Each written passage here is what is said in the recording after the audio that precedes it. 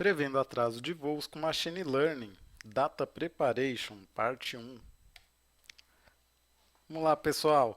Onde nós estamos até aqui, né, nós já definimos o nosso objetivo do problema, que é realmente ali o de prever atraso de voo, né? Já temos a nossa variável resposta, que é aquele atraso, onde ela se encontrar com valor 1 significa que o voo está em atraso, ou com valor 0 o voo não está em atraso. E a gente já definiu também a nossa estratégia de inteligência artificial. Vocês vão lembrar que a gente passou ali pelo machine learning, treinamento supervisionado, classificação, temos uma lista de algoritmos para resolver o nosso problema e temos também uma lista de avaliações para utilizar ali no nosso problema para saber se ele está bom ou não. E a gente também já definiu aqui onde buscar os dados, né? Então a gente já viu as fontes ali, a gente vai usar a ANAC, mas poderíamos enriquecer ali com dados de índices econômicos ou talvez dados ali de clima, né?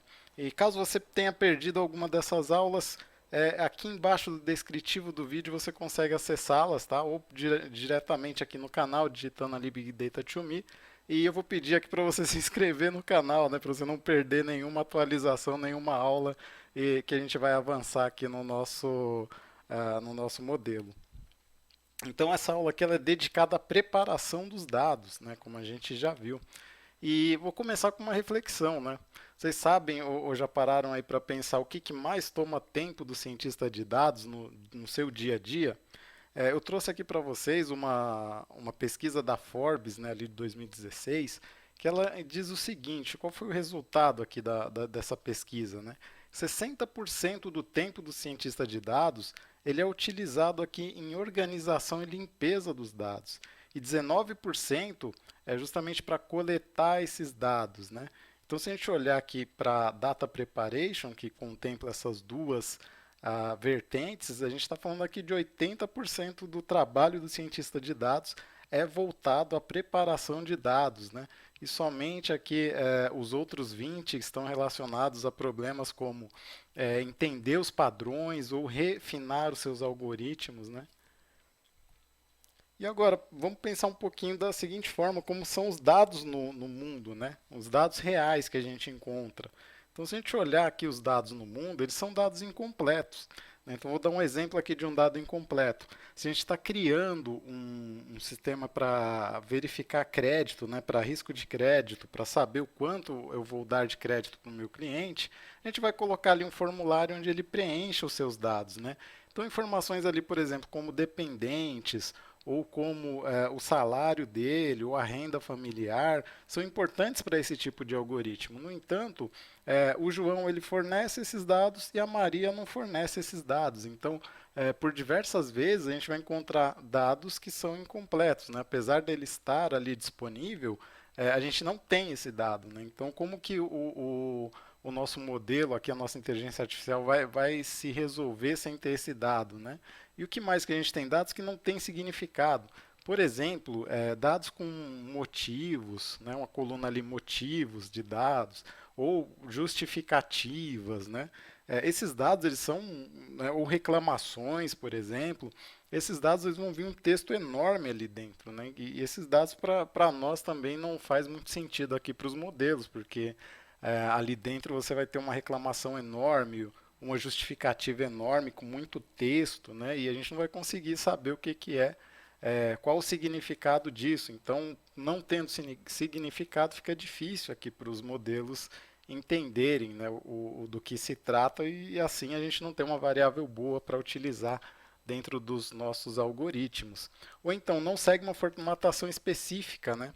A gente pensar aqui que tem dados que são de CEP, por exemplo, que ele vem ali com números e alguém preenche esses dados de CEP com letras, né? Ou um caractere em chinês, um caractere ilegível, ou né? Enfim, a gente tem uma formatação ali que ela não segue um valor real, né? Um valor válido, né? Ela pode assumir outro tipo de formatação, valores nulos, por exemplo, valores vazios, enfim, né?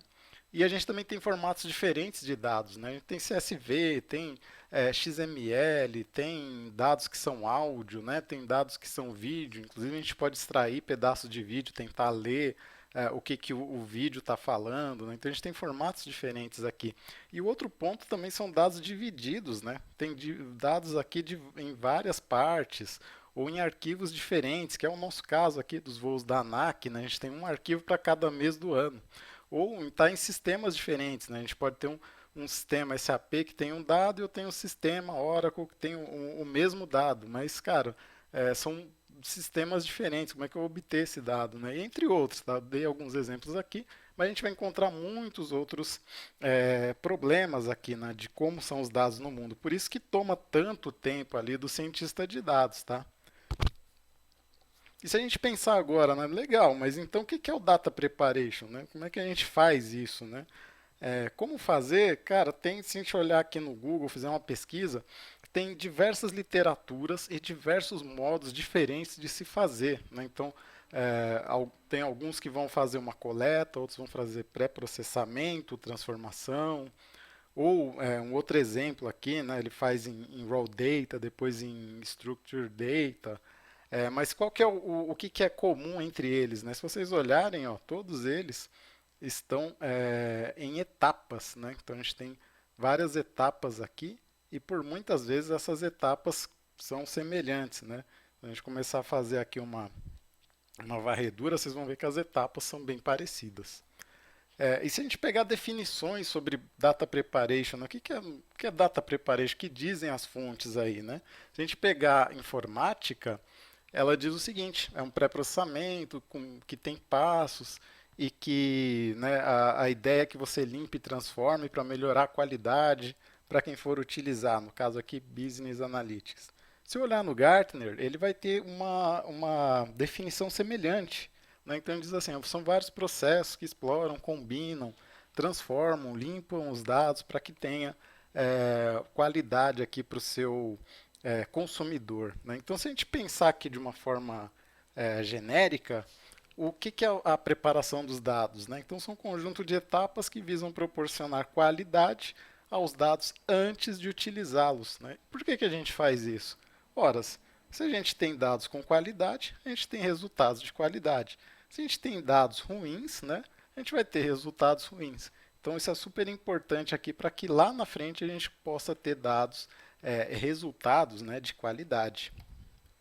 E no nosso caso aqui do nosso predição de voos, como que vai ser a preparação dos dados? Então a gente definiu aqui 3 etapas, tá? Uma etapa de coleta, onde eu vou olhar para a extensão dos dados e selecionar as variáveis.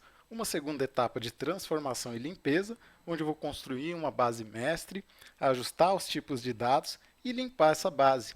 E uma terceira etapa, que é de enriquecimento e de finalização, onde é que a gente vai adicionar mais variáveis e fechar aqui com a nossa variável resposta.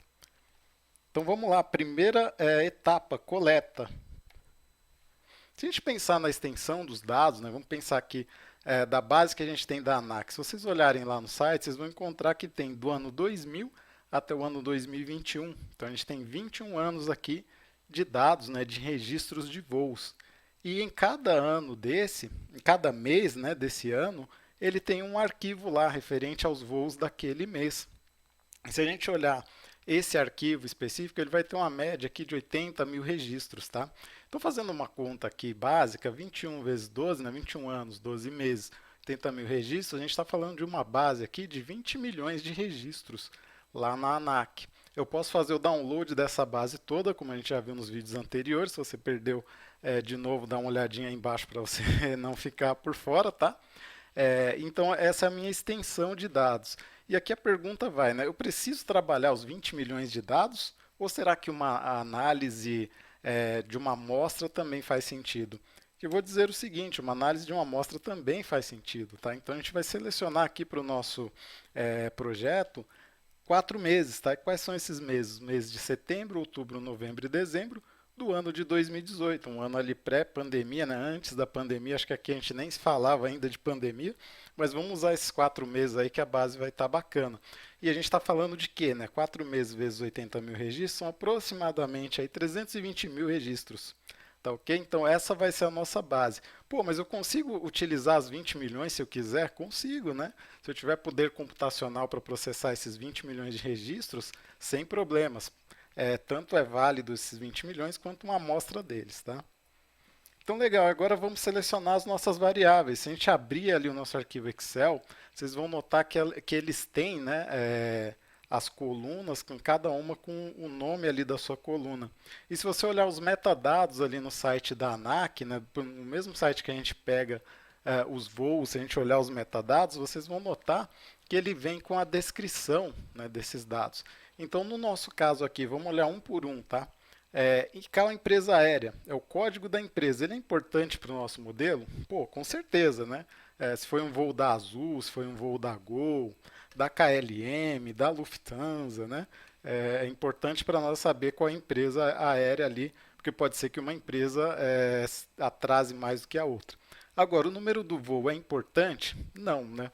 Esse número de voo não é uma informação irrelevante aqui para o nosso modelo, então a gente não vai utilizar. E o código autorização? Né? Ele identifica o que é isso, né? Eu nem sei o que é isso. Então aqui está o descritivo, né? Identifica o tipo de autorização para cada etapa de voo.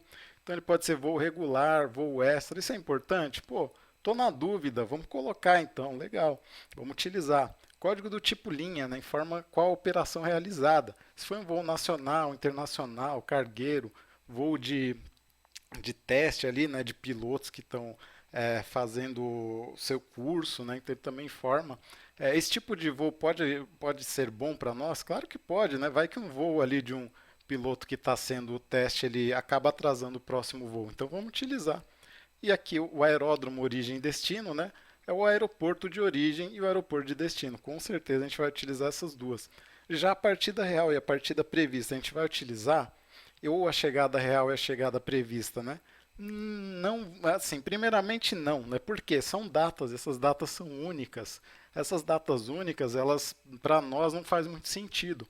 Porém, a data de prevista, né, de partida prevista e a data de partida real são as duas variáveis que vão dizer se o voo está em atraso ou não. Então essas duas a gente vai utilizar e essas duas a gente chegada prevista e chegada real nós não vamos utilizar. E a situação do voo nós vamos utilizar? Não faz sentido, né? Para nós aqui é somente se o voo aconteceu é que vai nos fornecer informação suficiente para saber se esse voo vai se encontrar em atraso ou não. Se ele foi cancelado, já não faz nenhum sentido para nós. E o código de justificativa, será que vale a pena? Aqui vai entrar naquele probleminha, né? É um código aqui que não faz nenhum sentido para nós também saber se ele foi cancelado ou não, qual o motivo, né, que ele identifica o motivo. Então, para nós também não faz muito sentido. Então, chegando ao final aqui, quais são as variáveis que a gente vai utilizar? São essas aqui em verdinho, né? E essas duas aqui que vão trazer a nossa variável y, que é o atraso, nós também vamos utilizar. Então, essa número do voo não vamos usar, chegada prevista real, situação do voo, código justificativo também não vamos usar. Então, se a gente numerar essas colunas, né, então, lembrando que é um arquivo CSV e ele é colunar, né, e se a gente numerar aqui, a gente tem a coluna 0, né, eu vou usar, coluna 2, 3, 4, 5, 6, 7 eu vou usar, as demais eu não vou usar. Por que eu numerei? Na próxima aula eu vou mostrar para vocês a importância disso, né? Porque na hora da gente carregar aqui o nosso CSV, a gente só diz quais as colunas a gente quer, não precisa ter todas, tá? Então, com isso, a gente finaliza aqui essa nossa primeira etapa, que ela visou aqui, né, a extensão dos dados e a seleção das variáveis. E a gente vai partir para uma segunda etapa agora, que é construir a nossa base, ajustar os tipos de dado e limpar a base. Para isso, a gente vai codificar, tá? Então, é legal que vocês acompanhem aí os tutoriais, ver um pouquinho aí de Python, um pouquinho de Pandas, que agora a gente vai pôr a mão na massa, tá legal? Até mais, gente. Um abraço e até a próxima.